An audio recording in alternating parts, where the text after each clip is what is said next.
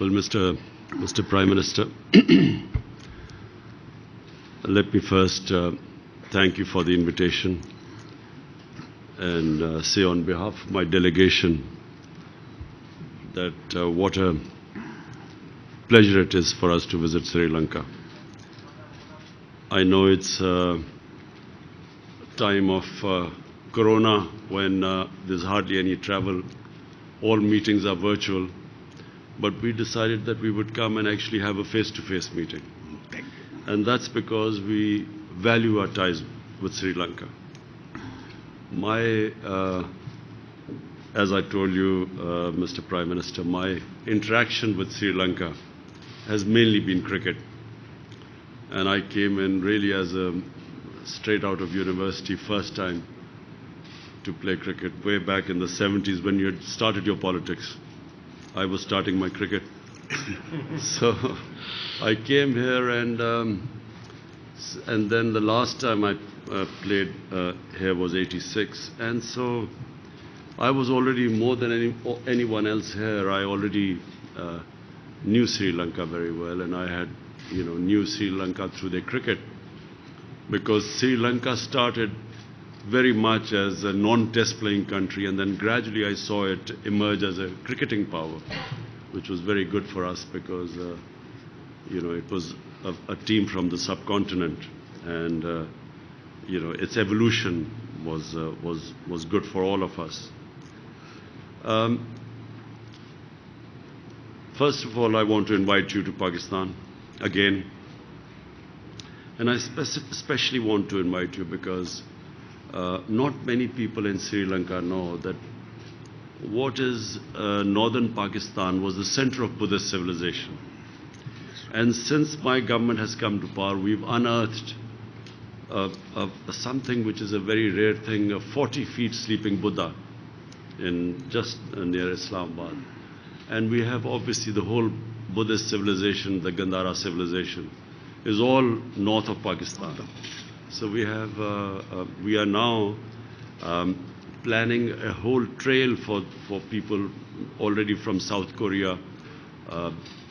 Their Buddhist monks have come over, and we are now planning a whole trail for Buddhist pilgrims, for tourists all over Pakistan. But I would love you to come and we will show you around. We have passed through a similar experience, very tough experience. Your experience was much longer than ours, almost 30 years with fighting terrorism. We had a 10-year period where it was, we had lost almost 70,000 people to terrorism. So we have gone through that, and I'm very proud to say that Pakistan did its bit to help Sri Lanka overcome as much as we could overcome. It was one of your biggest challenges, because a country that relies a lot on tourism, the first thing that terrorism affects is tourism. And second thing it affects is investment. So because we went through the same thing, I was very happy that finally Sri Lanka has has overcome this big challenge. Just like we are very lucky, because of, very proud to say, our security forces and our intelligence agencies, we overcame the challenge. Whereas you see in Afghanistan, it's still, despite one of the greatest armies in the world, they still have not been able to come to terms with it militarily. And now, of course, they are trying to resolve it, which I always thought was always the answer, was a political settlement. But we finally did overcome it.